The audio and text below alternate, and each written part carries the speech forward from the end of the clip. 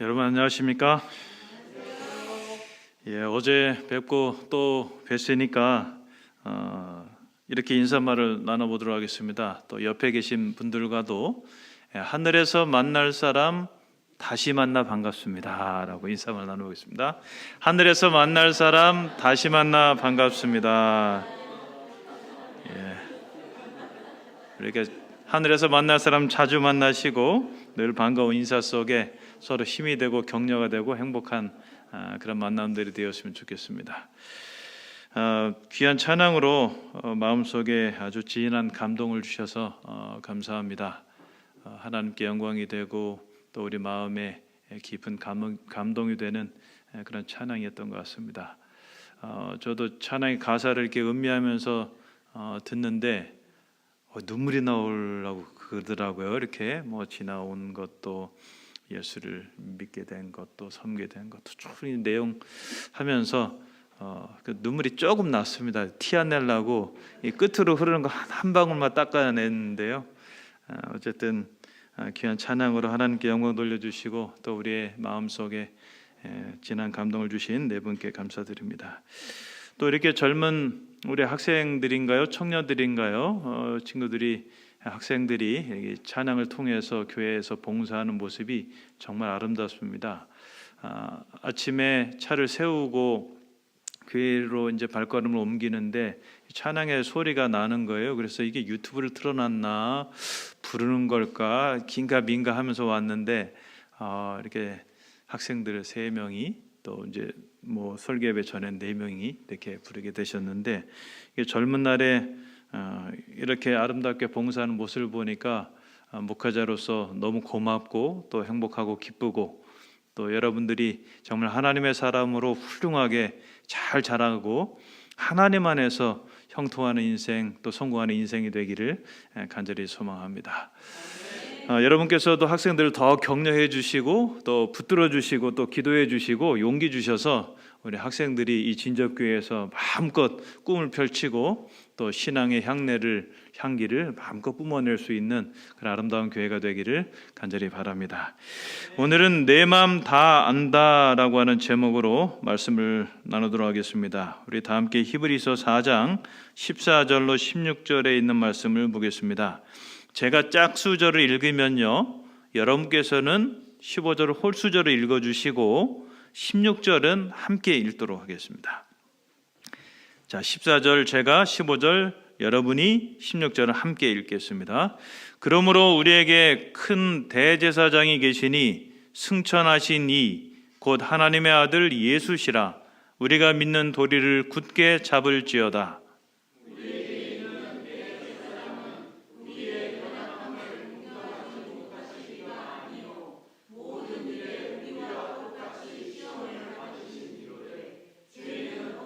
함께 읽겠습니다. 그러므로 우리는 긍휼하심을 받고 때를 따라 돕는 은혜를 얻기 위하여 은혜의 보좌 앞에 담대히 나아갈 것이니라. 여러분, 이 말씀에 보면 예수님에 대한 호칭이 2가지가 나오는데요. 하나는 대제사장이라는 호칭이 나오고 하나는 하나님의 아들이라는 호칭이 나옵니다. 여러분, 대제사장이 어떤 사람입니까? 어디에서 봉사하는 사람이에요? 성소에서, 지성소에서 구체적으로도 표현해 주셨는데요. 성소에서 봉사하는 그런 사람입니다. 대제사장의 역할을 큰 틀에서 2가지로 구분해 보면 대제사장은 백성들 앞에서는 하나님을 대표하는 자라고 할 수 있고요. 또 하나님 앞에서는 백성들의 대변자라고 할 수 있습니다. 특별히 백성들 측면에서는 대제사장은 백성들이 처한 상황과 형편이 충분히 고려되어 하나님 앞에서 대변됨으로 인해 백성들에게 은혜와 축복을 가져오게 하는 역할, 그런 역할을 하는 사람이 바로 대제사장이었습니다.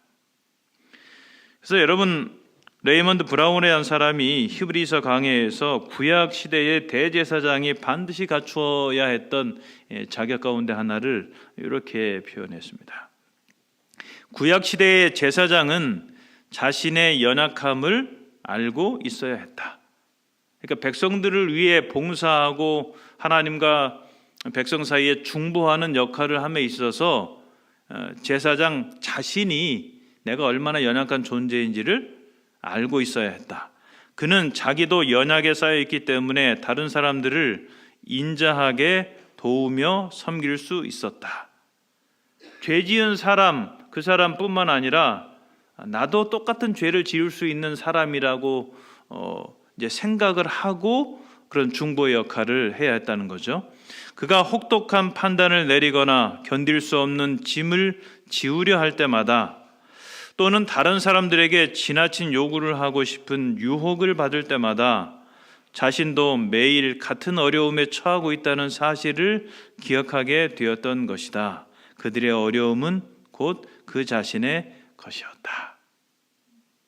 그러니까 구약 시대에 많은 제사장들이 있었잖아요. 대제사장도 있고. 그런데 성소에서 봉사할 때에 가져야 했던 마음은 이 죄인 이런 죄를 지었어라고 하는 그 관점이 아니라 나도 그와 같은 죄를 지을 수 있는 연약한 사람이다라고 하는 생각을 가지고 그 사람이 가진 어려움은 나 자신이 가진 어려움인 것처럼 생각하고 중보의 역할을, 또 하나님 앞에서 대변의 역할을 해야 했었던 것이죠. 그럼 구약 시대의 인간 제사장, 유대인 제사장조차도 다른 사람들을 인자하게 도우며 섬길 수 있도록 자신이 중보하는 사람들의 형편과 처지와 입장을 충분히 고려하여 봉사해야 했고, 그런 이해와 너그러움, 자비 등의 인격적 자격을 갖추고 있어야 했다는 거예요. 그런데 오늘 본문의 말씀은 예수 그리스도께서 바로 그런 대제사장의 직분을 가지시고 우리와 하나님 사이의 중보 역할을, 그런 직위를 가지고 신분을 가지고 역할을 하신다는 거죠. 그런데 여러분, 말씀에 보면 대제사장 앞에 한 글자가 더 덧붙여져 있습니다. 그 말이 무슨 말입니까? 큰이라는, 우리에게 큰 대제사장이 계시다라고 말합니다. 이 큰이란 말은 예수님이 키가 크신 분이어서 큰 대제사장이라고 했을까요? 오늘 기도해 주신 우리 장로님인가요? 집사님이신가요? 키가 크셔가지고 큰 대제사장이실까요? 여기 다른 그 한국어 번역본 보면요, 현대인의 성경이나 또 새번역 성경에 보면 여기 큰이라고 하는 이 말을 위대한이라는 말로 번역을 했어요.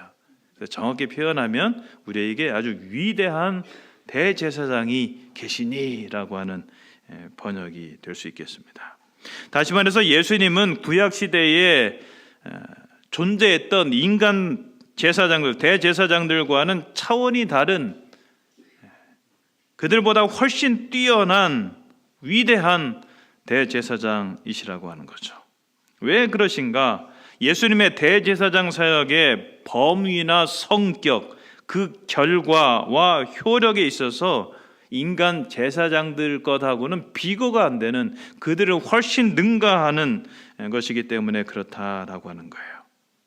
그래서 여러분, 예수님의 그 대제사장직을 감당함에 있어서 그분이 어떤 자격, 어떤 마음으로 봉사하시는지에 대해서 재림교 성경주석은 다음과 같이 언급합니다.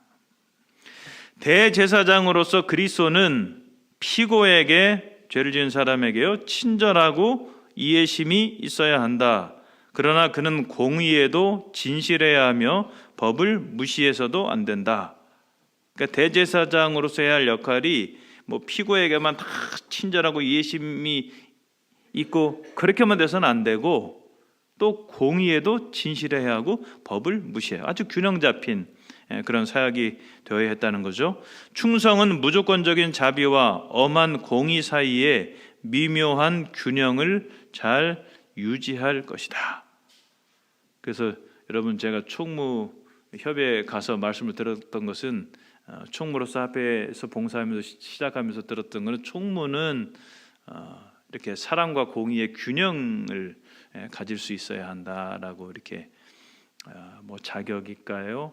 가져야 할 자질일까요? 그런 내용의 메시지를 들었는데 여기 대제사장 역시 그런 것이죠. 충성과 자비가 아주 균형 잡힌 그런 봉사가 이루어져야 했다는 것이죠. 대제사장은 죄인의 형편을 고려해야 하지만 피해 입은 사람의 사정도 고려해야 한다. 그는 자신에게 맡겨진 일에 충성해야 할 뿐 아니라 범죄자에게 자비로워야 한다. 그런데 우리는 대제사장 하면은 거의 공의, 충성 이런 쪽 부분에만 이상하게도 더 많이 쏠려져 있어요. 그죠? 대제사장 하면 여러분 어떤 생각이 드세요? 예수님이 내 형편을 다 헤아려 주시고 다 이해하시고 아시고 나를 위해 대변하시고 이런 생각이 더 많이 드세요? 아니면 예수님이 거룩하신 그 예수님이 대제사장으로서 엄숙한 그 자리에서 아주 공의로운 일들을 행하시고 이런 생각이 더 많이 드세요?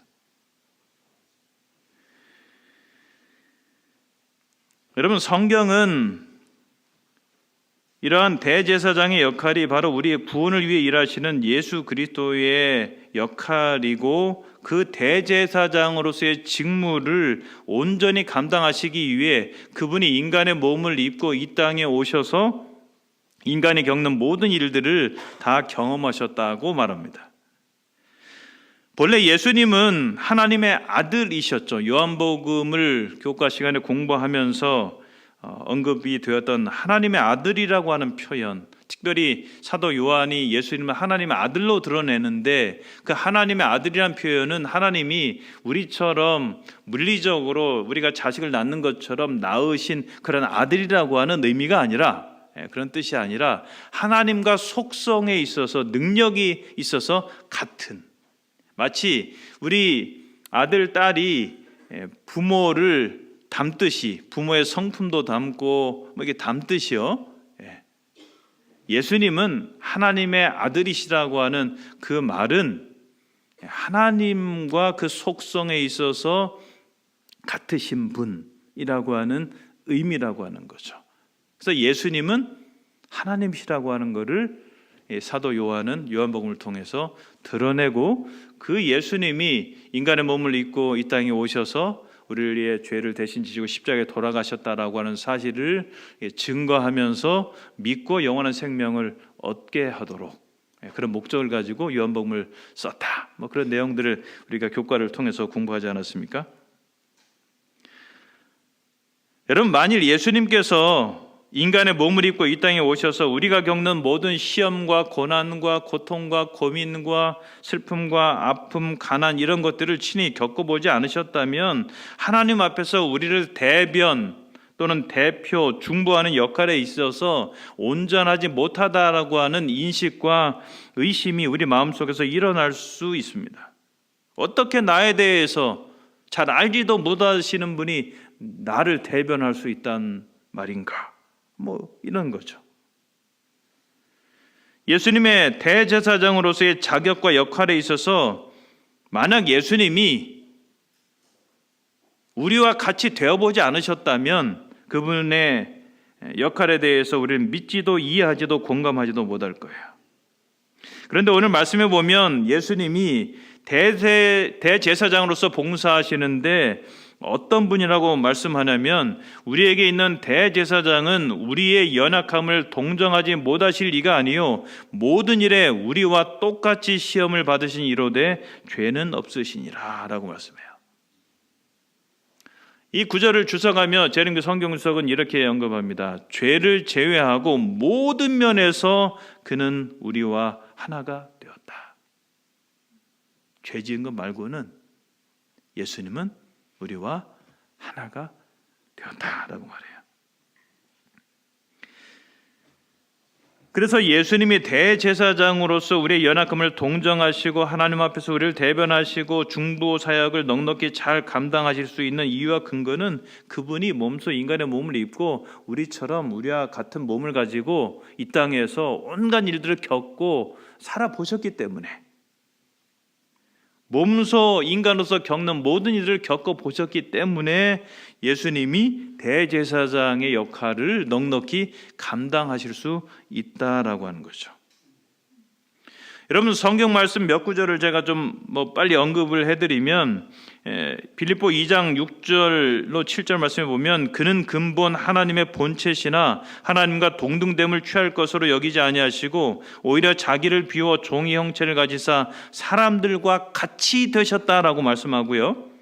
또 히브리서 빌립보서 2장 8절을 보면 사람의 모양을 입고 오셨다고 말씀하고 있고 히브리서 2장 14절에는 우리와 같은 모양으로 혈과 육을 함께 지니셨던 분이라고 말씀하고 있고 빌립보서 2장 8절에는 자기를 낮추시고 죽기까지 복종하셔서 십자가에 죽으셨다라고 말씀하세요. 그리고 히브리서 2장 18절에 보면 그가 시험을 받아 고난을 당하셨은즉 시험 받는 자들을 능히 도우실 수 있다고 말씀합니다. 여러분 예수님은 우리의 배고픔을 아실까요? 혹 배고프세요 지금? 식사 시간이 다가오면서 배고픔 아실까요? 네, 아세요. 예수님 성경 말씀로 보면 또 시대의 소망이나 엘렌 화이트의 글들을 보면 예수님은 바쁜 일과 때문에 때로 끼니를 걸러보셨어요. 때로는요, 치료봉사에 보면 예수님보다 더 가난한 자들에게 먹을 것을 나눠주시기 위해 종종 예수님은 끼니를 굶으셨다고 했어요. 그러니까 배고픈 게 뭔지를 예수님은 아신다는 거죠. 그렇기 때문에 예수님은 여러분 요한복음에도 나옵니다만 우리 교과를 통해서 배웠습니다만 배고픈 사람들을 불쌍히 여기시고 그들을 먹이시기 위해 기적까지 일으키신 분이에요. 광야에서는 40일 동안 금식하셨던 분이에요. 그래서 예수님은 인간의 배고픔을 아시는 분이에요. 몸소 겪어보셨기 때문에. 여러분 예수님이 우리가 때로 가난하다고 느끼시는 분이 계신지 모르겠습니다만 우리의 가난을 아실까요? 여러분 치료봉사에 보면 예수님은 초라한 집 오두막집에서 사셨다고 했어요. 예수님은 오늘날로 표현하면 나사렛로 7길 7번지 천국 아파트에서 사시지 않았어요. 나사렛 마을에 빌라 한 채도 없으셨어요. 예수님은 초라한 집 오두막집에서 사셨어요. 그래서 예수님은 마땅한 살 집 없어서 전전하고 또 고민하는 분들의 마음도 아시는 분이세요. 가난이 뭔지를 아시는 분이세요. 여러분 예수님은 잠 못 자서 피곤한 우리의 형편도 아실까요? 수면 부족을 아실까요?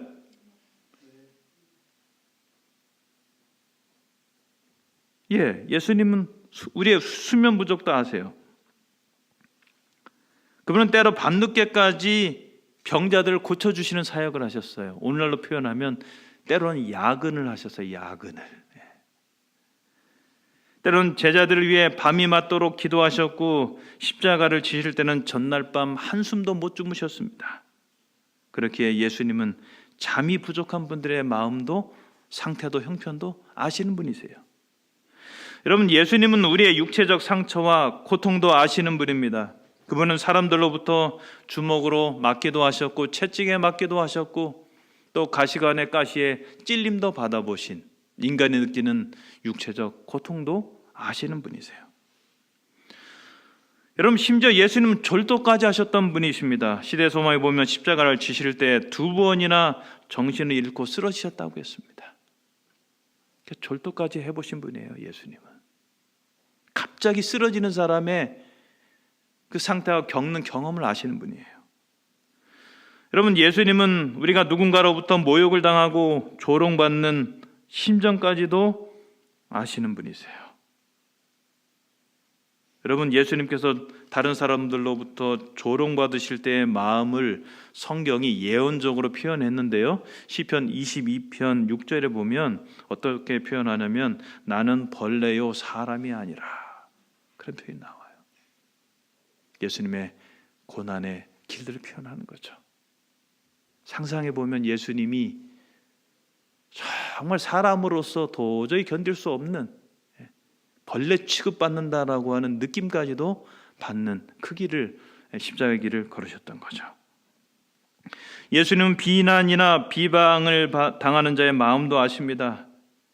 그것도 그분의 잘못 때문이 아니라 억지로 만들어낸 가십거리로 인해 그런 것이기 때문에 예수님의 마음은 너무나 힘들고 아프셨어요. 더더군다나 아무 흠도 없으신 분이 그분 주변에 온갖 흠집을 내고자 하는 사람들에게 둘러싸여 사셨으니 그분의 삶이 얼마나 힘드셨겠어요. 다 그냥 흠잡으려고 하는 사람들 주변에, 죽이려고 하는 사람들 주변에 살았으니 예수님이 얼마나 힘드셨겠어요. 여러분, 예수님은 억울한 재판으로 괴로워하는 자의 마음도 아십니다.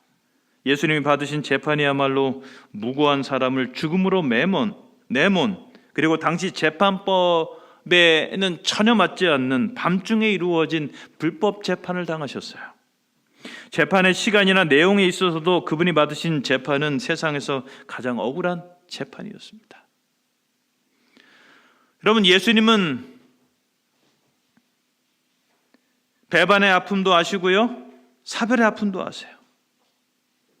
예수님 가까이에 늘 머물던 가룟 유다의 배반, 그가 배반했을 때 예수님의 마음은 너무도 아팠습니다. 왜냐하면 가장 절친한 자가 배반했기 때문에. 그래서 우리와 가장 절친한 자가 배반할 때, 나로부터 그가 등을 돌릴 때 그 배반의 아픔까지도 아시는 분이세요. 사별의 아픔도 아시죠. 나사로가 죽었을 때 그 무덤가에서 눈물을 흘리셨지 않습니까? 그래서 때로 교우들을 떠나보낼 때, 또 사랑하는 가족을 떠나보낼 때 느끼는 슬픔이 어떤 것인지, 그 사별의 아픔까지도 예수님은 친히 아시는 분이세요. 또한 예수님은 여러분, 어머니를 남겨두고 아들로서 먼저 죽어야만 하는 고통까지도 하시는 분이에요. 예수님이 십자가에 달리셨을 때 그 광경을 바라보던 그 어머니 마리아의 마음이 얼마나 아팠겠습니까? 그러나 반대로 생각해 보면 사랑하는 어머니가 참 심각한 표정과 그 마음으로 죽어가는 아들을 바라볼 때에 그 어머니를 앞에 두고 죽는 그 아들의 심정, 예수님 그것까지도 경험하셨어요. 예수님은 광야에서 받으셨던 사단의 혹독한 시험을 통해 우리가 사단으로부터 시험 받을 때 그 시험이 얼마나 큰지, 그때 어떤 마음일지를 다 아십니다. 그래서 엘렌 화이트는 이렇게 말합니다. 그분은 우리와 같은 육신이 되셨다. 그분은 배고픔과 목마름과 피로가 무엇을 의미하는지 아셨다. 그분은 음식으로 원기를 얻으시고 수면으로 피로를 푸셨다. 그분은 세상에서 나그네와 행인이 되셨으며 세상에 계셨으나 세상에 속하지 않으셨다. 오늘날의 남녀들처럼 유혹과 시련을 당하셨으나 죄 없는 생애를 사셨다. 그래서 여러분, 예수님은 친히 인간의 몸을 입고 이 땅에 오셔서 우리처럼 사셨던 분이기에, 우리와 하나가 되셨던 분이기에 그분이 이해하시지 못할 우리의 문제, 우리의 고민, 우리의 형편, 우리의 처지는 없습니다. 예수님은 우리의 모든 것을 아시고 공감하시고 이해하십니다. 그분은 우리가 겪는 외적인 일들뿐 아니라 우리의 내면적 감정과 정신적 고민까지도 아십니다.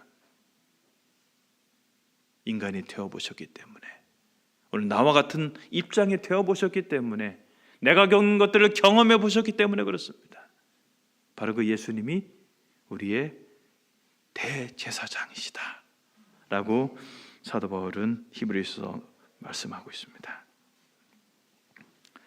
오늘날 여러 시간 동안 우리의 마음을 아시고 이해하시는 예수님에 대해 엘렌 화이트의 글들을 쫙 검색하면서 내용을 쫙 뽑아봤어요. 몇 가지로 간추렸는데요. 제가 그 간추린 것들을 다시 제가 간추려 보았어요. 어젯밤에. 예수님이 우리를 이해하신다라고 했었을 때 도대체 뭘 이해하실까를 생각하고 찾아보니까요, 인간의 능력, 또 인간의 연약함, 힘, 뭐 이런 것들을 이해하신다고 말씀하고요, 가난한 사람의 시련, 또 우리의 약점, 또 사단의 유혹의 힘이 얼마나 강력한지, 또 우리의 모든 시험과 시련을 예수님은 이해하신다라고 엘렌 화이트는 기록합니다. 또 예수님이 아신다라고 하는 말씀도 상당히 많이 있었는데요, 우리를 개인적으로 아신다라고 말씀하고 있고, 모든 어머니들의 마음의 수고를 아신다고 말씀하고요, 또 어머니들을 동정하신다라고 말씀했어요. 또 노동자의 경험과 일을 익히 하신다고 했어요. 예수님 목수셨잖아요. 나사렛 목공소 목수 말이에요. 궁핍과 어려움도 아신다고 하고요. 우리의 약점과 연약함도 아시고요. 우리가 참고 용서하는 것이 얼마나 어려운지까지도 아신다고 했어요. 용서하는 일이 얼마나 어려운지, 어떤 것들이 사람들에 의해 오해를 받고 누명을 쓰고 있는지도 훤히 아신다고 했어요. 내가 오해받을 때 그분은 우리의 모든 투쟁, 모든 시련, 모든 고뇌의 고통을 아신다라고 말씀하세요. 예수님은 친히 인간이 되어 보셨기 때문에 우리의 모든 것들을 이해하시고 우리의 모든 것들을 아신다는 거예요. 우리가 겪는 일들, 경험들, 아픔들. 여러분, 이 말씀 함께 읽어보겠습니다. 시작. 하나님께서는 우리 속마음에 깊이 맺힌 말할 수 없는 슬픔을 다 아신다.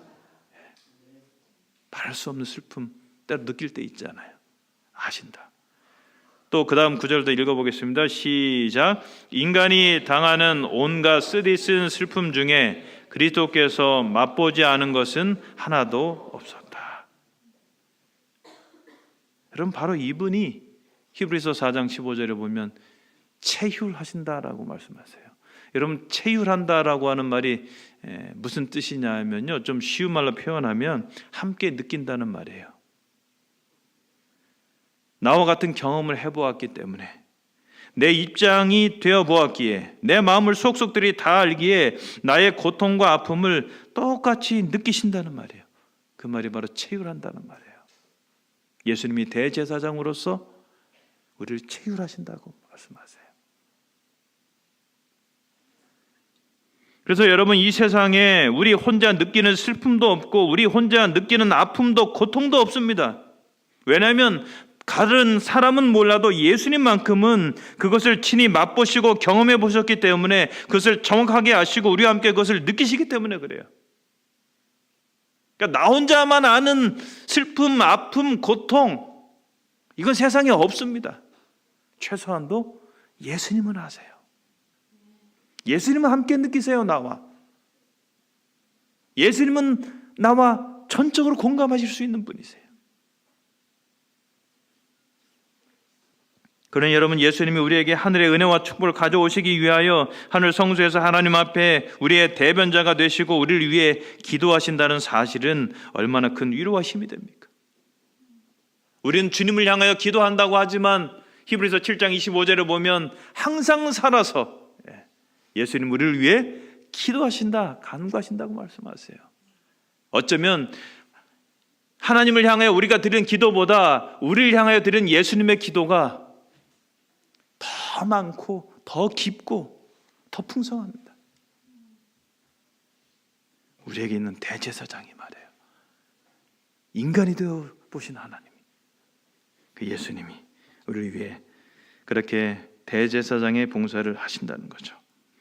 여러분, 예수님이 우리를 위해 하시는 역할이 대제사장의 역할인데, 구약시대 대제사장은요, 이스라엘 백성 전체를 나타내는 12지파의 이름을 12보석에 새겨놓고 그 보석을 가슴에 달고 또 양 어깨에도 6지파씩 12보석에 그 이름을 새겨넣어 견대를 차고 대제사장의 봉사를 하셨어요. 우선 12지파의 이름을 보석에 새긴 것은 하나님께서 당신의 백성들을 보석처럼 소중하게 여기신다는 것이고, 그 12지파의 이름을 12가지 보석에 새겨놓은 것을 가슴에 달았다라고 하는 것은 우리 한 사람 한 사람을 사랑해 가슴에 담고 대제사장의 봉사를 하신다는 것이고, 또 그 양 어깨에 12가지 보석을 짊어지고 그렇게 대제사장으로서 봉사하신다는 것은 당신의 백성들에 대하여 책임을 지고 하나님 앞에 선다는 의미예요. 그러니까 예수님은 대제사장, 예수님은 우리를 보석처럼 여기시고 우리를 사랑에 가슴에 담고 어깨에 짊어지고 날마다 하나님 앞에 서시는 분이십니다. 우리에게 은혜를 가져오시기 위하여, 우리를 도우시기 위하여, 우리를 구원하시기 위하여. 그러므로 사도 바울은 때를 따라 돕는 은혜를 얻기 위하여 은혜의 보좌 앞에 담대히 나아가라고 권면합니다. 그러면 앤드류 머레이라는 사람이 때를 따라 돕는 은혜를 어떻게 표현하냐면요, 너무도 공감이 됐어요. 때를 맞춘 도움, 필요한 순간의 도움. 우리가 은혜 보좌 앞에 나아갈 때 이런 때를 맞춘 도움, 꼭 필요한 순간의 도움이 우리에게 이르러 온다는 거죠. 대제사장이신 예수님의 봉사를 통하여 말해요. 그러면 여러분, 은혜의 보좌 앞에 나아가기를 주저하지도 마시고 더 막 위축되지도 마시고 이 말씀처럼 담대히 나아가는 그런 성도들이 되시기를 간절히 바랍니다. 우리는 모든 것을, 예수님은 우리의 모든 것을 아시고 때를 따라 나의 필요를 따라 우리를 넉넉히 도우실 거예요. 몇 년 전에 국민일보 기사에서 아주 감동적인 실화 이야기 하나를 접했는데요. 한 목사님이 쓴 글이에요. 그 목사님의 아들이 군대에 입대하던 날이었습니다. 이제 목사님의 사모님과 또 아들과 또 아들의 여자친구와 함께 논산 훈련소로 이제 논산으로 내려갔어요. 좀 일찍 도착해서 식당을 찾아 점심을 먹었습니다. 근데 맛이 있었을까요? 모르세요? 우리 아버지 되신 분들, 아들이 군대 갈 때 아들도 밥 잘 안 먹잖아요. 저도 제 아들 군대 갈 때 보니까 뭐 평소에 그렇지 않은 애인데 뭐 차 타고 가다가 이제 그 부대가 가까워지고 그 다음에 막 군인들 군복 입은 사람들 보니까 막 씩씩대는 거예요. 막 북한의 그 적대감이 막 뿜어 나와요. 자기가 군대 가게 된 게 뭐 김정일, 뭐 김정은 막 하고 막 그러고 갔는데 점심 때 보니까요 밥맛이 없어서 못 먹더라고요. 아들. 그러니까 아버지는 저는 그래도 좀 잘 먹었는데요. 근데 여기 목사님의 글에 의하면 밥맛이 없더래요. 집사람도 잘 못 먹더라고요. 글을 이렇게 씁니다. 군대에 가는 게 무슨 큰 슬픔이라도 되는 것처럼, 우리 집만 자식이 하나뿐인 것처럼, 우리 아들만 군에 입대하는 것처럼 모든 게 낯설고 생소해 보였다. 이게 부모 마음이죠. 그죠? 특별히 그 목사님의 사모님은 목사님을 군에 보내고 결혼을 해가지고 군에 보내고 홀로 시집에 살면서 남편을 기다려야 했던 그런 사모님이에요. 그러니 그 아들이 군대 갈 때 더 남편과 이별했던 것처럼 잠깐의 이별이지만 그걸 겪어야 하니 얼마나 마음이 심란하고 또 슬펐겠어요. 근데 그날 그 목사님의 사모님은 전혀 울지를 못했다고 합니다. 왜냐하면 그 아들의 여자친구가 너무나 서럽게 울어서 차마 엄마로서 울지를 못했다고 해요. 이제 훈련소 연병장에 들어서니까 입영하는 청년들과 그 가족들로 스탠드가 가득 차 있어요. 저는 306 보충대로 가서 3, 4단 그 백골부대 그 신병교육대로 가서 논산에 대해서 잘 몰라요. 어쨌든 논산 훈련소 뭐 연병장에 다 이렇게 스탠드에 이제 가족들이 3, 4, 5 이제 이별의 이제 정을 나누는 거죠. 석별의 정을. 그러다가 이제 연병장에 기수단이 입장하면 입영자들은 이제 연병장으로 막 뛰어 들어가야 했다고 합니다. 그러면서 이제 아들의 군 생활이 시작되고 가족과의 잠깐의 이별을 하게 되는 거죠. 이제 드디어 기수단이 입장했고 이제 서둘러 마무리를 해야 했습니다. 아들과 차례로 포옹을 하며 마지막 인사를 했다. 나는 그 마지막 순간 아들에게 해줄 말을 준비하느라 전날 밤 잠을 못 이루었다. 나는 아들을 힘있게 껴안고 아들의 귀에 대고 준비해온 그 말을 속삭였다. 무슨 말을 했을까요? 신영아, 내가 내 맘 다 안다. 어떻게 해서 알아요? 아버지도 군대 가봤으니까. 군대 가기 전날 밤 마음이 어떤지, 군대 가는 날 아침 입영 장소로 가는 마음이 어떤지 아버지는 다 경험해 봤으니까, 똑같은 입장에 처해 봤으니까 신영아, 내가 내 마음 다 안다. 밤새도록 준비한 말이에요. 아들에게 들려줄 말. 말없이 돌아선 아들은 연병장 안으로 뛰어들어갔다. 그렇게 군생활을 시작한 아들에게서 첫 편지가 왔다. 네, 여러분 그 아들이 첫 편지 가운데 무슨 내용을 쓰냐면 이런 내용을 써요. 아버지의 그 마지막 말씀이 매일 하루 종일 생각납니다. 신영아, 내가 내 마음 다 안다. 이 아버지의 그 말씀이 매일 하루 종일 생각납니다. 고맙습니다. 그리고 사랑합니다, 아버지.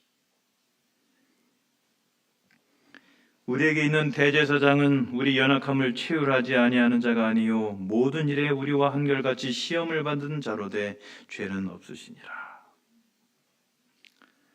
여러분, 우리가 삶에 힘겨울 때마다 예수님께서 우리에게 들려주고 싶으신 음성이 있습니다. 그것은 바로 내가 네 마음 다 안다. 바로 그것입니다. 우리 가운데 육체적 고통과 신음, 질병과 한숨, 고된 일과 속에서 아주 힘겹게 매일매일 살아가고 있는 분이 계십니까? 예수님 우리에게 말씀하십니다. 내가 네 마음 다 안다. 우리 가운데 정신적 충격과 고통, 관계 아픔과 상처 속에서 살아가고 있는 분이 계십니까? 예수님 우리에게 말씀하십니다. 내가 네 마음 다 안다. 우리 가운데 영적 시험과 투쟁으로 인해 아주 힘겨워하는 분이 계십니까? 예수님 우리에게 말씀하십니다. 내가 네 마음 다 안다. 여러분, 오늘 우리 각자에게 하늘로부터 들려오는 음성은 바로 내가 내 마음 다 안다. 이것입니다. 군입대하는 아들에게 무슨 말을 할까 밤새도록 생각하며 고민하다 결국 아들을 품에 안고 그의 귀에 속삭였던 그 아버지의 말, 내가 네 마음 다 안다. 그 말을 군생활 가운데서도 매일 하루 종일 생각하다 편지 속에서 아버지에게 고맙습니다, 사랑합니다 라고 고백하는 아들의 모습. 저는 여러분, 오늘 우리가 예수님과 우리 사이에 관계의 모습이 이러해야 한다고 생각해요. 예수님은 순간순간마다 필요할 때마다 우리에게 음성을 들려주시는 거죠. 우리의 귀에 대고 내가 네 마음 다 안다. 그런 다음에 우리가 예수님께 할 수 있는 고백이 뭡니까? 고맙습니다, 예수님. 네, 사랑합니다. 여러분, 힘을 내십시오. 혹 넘어지셨거나 주저앉아 계시다면 다시 일어서십시오. 우리의 마음을 다 아시는, 우리를 체휼하시는 우리 예수님이 계시지 않습니까? 삶이 힘들 때마다 나만 겪는 슬픔이라고, 나만 겪는 고난이라고, 이것은 나만 겪는 아픔이라고 그렇게 외치고 싶을 때마다 예수님의 음성에 귀 기울이십시오. 내가 내 마음 다 안다.